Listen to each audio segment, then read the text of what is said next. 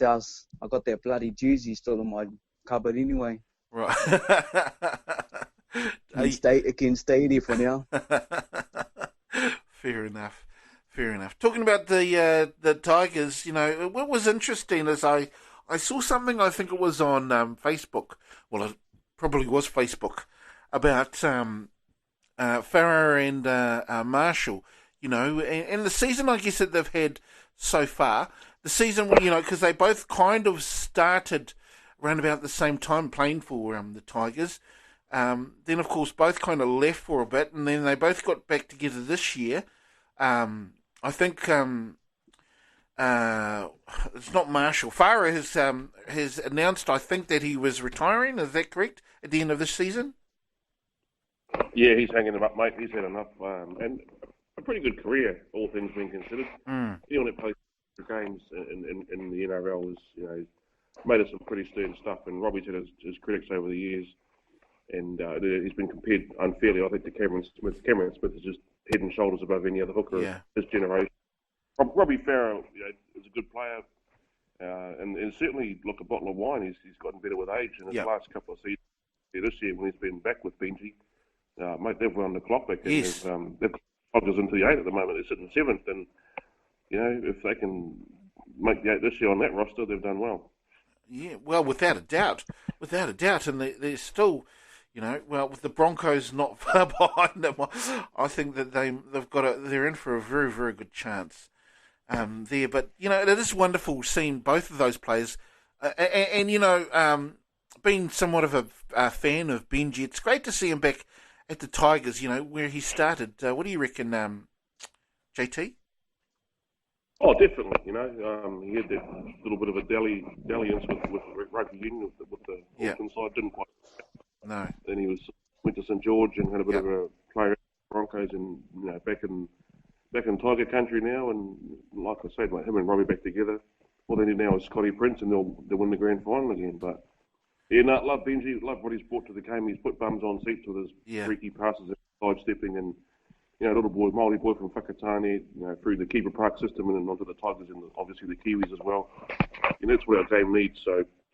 Absolute legend of the game, and if he does retire at the end of the season, then he's had a good career. He can look back with a fair amount of pride on that. Now, I'm not sure if you're a Tigers fan. Well, you probably could be one eventually, Raa. But are you a Benji Marshall fan? Yeah, I am. In the back in the day, I think when I was younger, I was a big supporter of the Balmain Tigers, and they had some really good.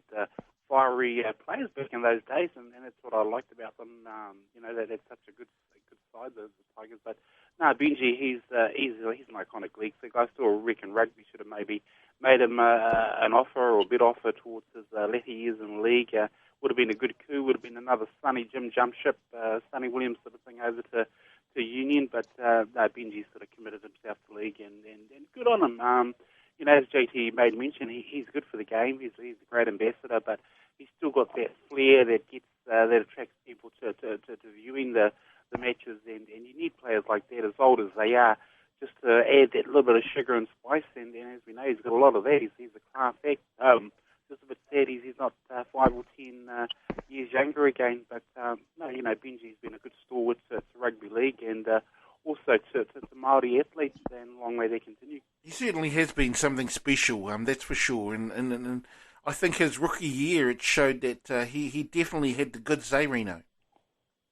Yeah, definitely. When you take a look at his touch background, where he's come from, and he's a role model on and off the field.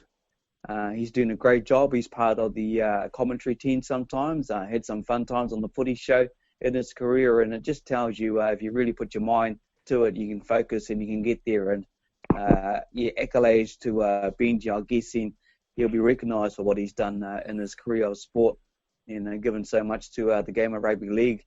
Just so skilled. That grand final back in the days, and when JT said it, some of the names. And Raa mentioned Balmain Tigers. I too was a huge fan in the 80s of the Balmain team, especially with the Black Pearl and many others there. Gary Freeman, and the list just goes on. But, it's great. He's great for the game, great for Māori. Another Māori boy from Whakatane doing it well, and role model for many other Māori who want to get out there and play at the grassroots level of the Gamer League, whether you love it or not. Head out to Aussie, have a bit of a crack there. And Benji's just a massive role model. You imagine what he's going to bring in the next 10 years when he retires, the passion he's had for the game. And he's a very emotional man, happily married and got a lovely son. And, yeah, he just loves what the game has given to him. Absolutely. Well, the Storm, they absolutely trounced the Broncos last night. That must have been a game that you watched there, JT? Yeah, it was actually good. We got back late Thursday night. I missed the Tigers game, so it was good to watch a couple of games last night. And although they were one-sided, I think some of the attacks displayed by the Canberra Raiders and the Storm certainly is a reflection of where they sit on the ladder at the moment, both in the top four. Mate, Melbourne boys, after last week's Golden Point thriller loss to Manly, they really clicked last night and just went from strength to strength, and the poor Broncos just couldn't match them. There's a 20-minute period there, I think, just before half-time and just after half-time where Melbourne went bang, bang, bang, bang, and that sort of put paid to the Broncos, and he hopes they had. And then near the back end of the game, when the game was well and truly won, Melbourne went bang, bang, bang, bang again, and 40-odd points to 4, whatever it was. Sorry, 40 points to 4. Looked very dangerous, but for my money, I still think the Roosters are the team to beat. If they can get back to full strength, they've got some good players that have been out, and if they get their best team on the paddock, they're going to be hard to beat. But certainly, it's good for Melbourne to keep winning from my point of view. And unfortunately, Keith, that crystal ball you bought from Fred's place all those years ago with regards to Warriors 19 proved to be a dud. You should have went to Harvey Norman and got one. Well, I'll tell you what, though. The Storm, they are without a doubt a classy team, way out in the standings. Without a doubt, they'll probably be I'm not saying. Well, I'm not going to try and voodoo them, but I think they're going to be very much on top of the table come the end of the regular season. But the Broncos, they just haven't been able to do it. It's one of those very rare seasons, Raa? One of those very rare seasons where the Broncos have just had a bit of a horror season, eh?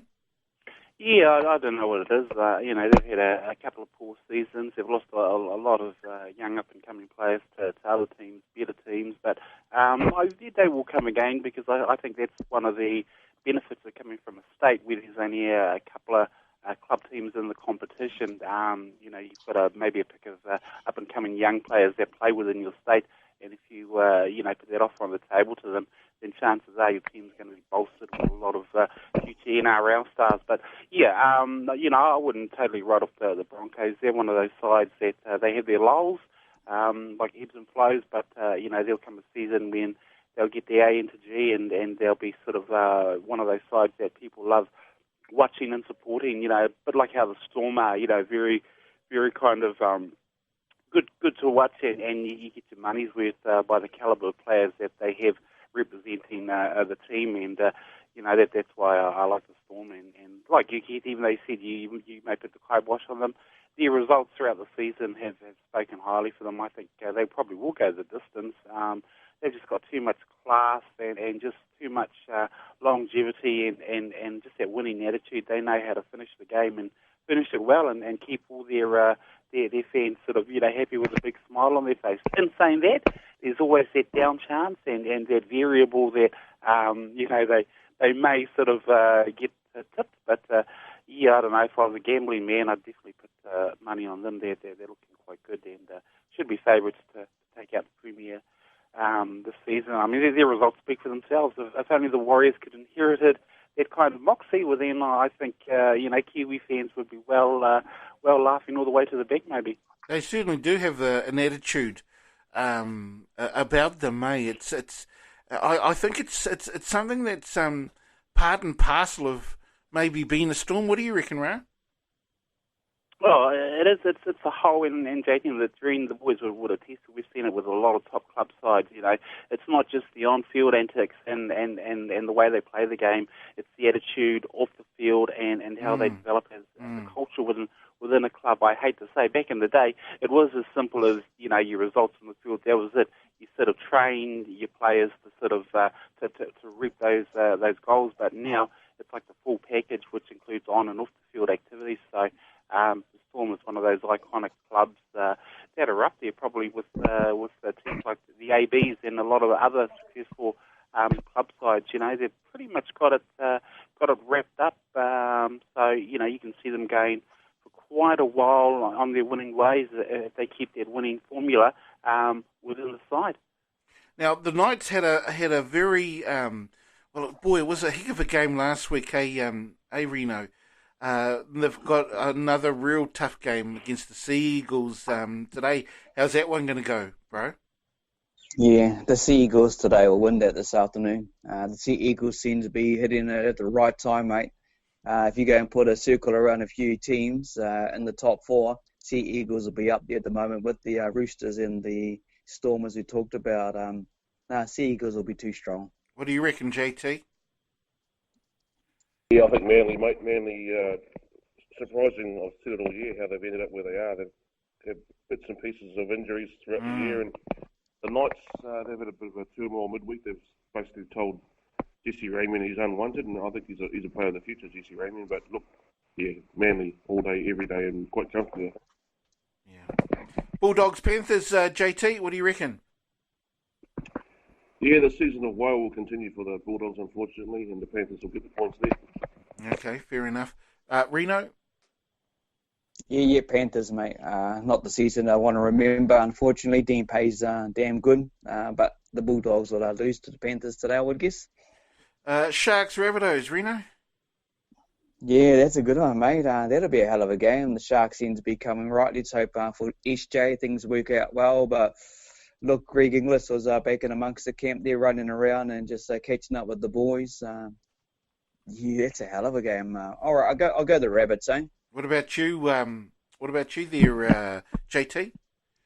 Yeah, I think a desperate Cronulla side, a very dangerous side. So I think this, be a tough one. Yeah, it is going to be a tough one. Roosters, Titans. Obviously, that one's going to go Roosters' way. You reckon, AJT? Mate, if the Titans get the win there, it'll be the biggest upset since how upset we're about Raa Walker's posts on Facebook. But, yeah, he'll do it running backwards easily. What do you reckon there, Reno? Yeah, I'm going to go with what JT said, mate. I'm going to go with the upset of the century. Okay. No, right. Dragons, Eels. You'll laugh if it happens, eh?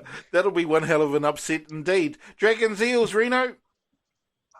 Yeah, anyway, I'll go the tuna, bro. Go the Eels, eh? Fair enough. What do you reckon there, JT? Yeah, mate, the Eels, the Dragons they haven't really clicked so far this year. They've been bits and pieces, and I think Mary McGregor needs to be moved along, and they need a bit of a clean out at St George. So the Eels, and I think they'll do it quite comfortably. Now, one of the things that's happening in sport, I guess, and, we don't usually talk about cricket, but we are going to today, and that's because the Ashes has been on. I think they were into, if it's day 3 is probably coming up anyway, into the first test of the Ashes. What has been great, and what I've absolutely loved, is the crowd yelling and screaming at those Aussies, yelling at them as if they were cheats, like they usually do, and it's been just awesome. And in a way, Australia have kind of not been going all too flash there. Now, I'm not sure if you've been keeping up with the cricket over there, JT, but I tell you what, I've been loving it, bro. Yeah, I did hear from Ian Healy on a show over here that the Birmingham crowd where they're playing this first test is probably going to be the harsh of the lot, because it's an area full of, well, for want of a better term, bogans. Yeah. I understand Steve Smith and David Warner, and got a fairly rasping Yes. reception in the crowd, and rightly so. These two idiots came up on the game, and so they deserve all they get, as far as I'm concerned. In fact, I think they shouldn't even be playing, but they are, and credit to Steve Smith, he batted through and saved Australia's bacon there, I think, with his 100, and I think the Poms are 4 down and they're about 30 odd behind the first innings lead, so they should, all things being equal, go past the Australian tail tonight and build a comfortable lead. Indeed, indeed. Anyway, I'm just, go. This is the very first time I'll probably ever said it. I may never say it again, but go England.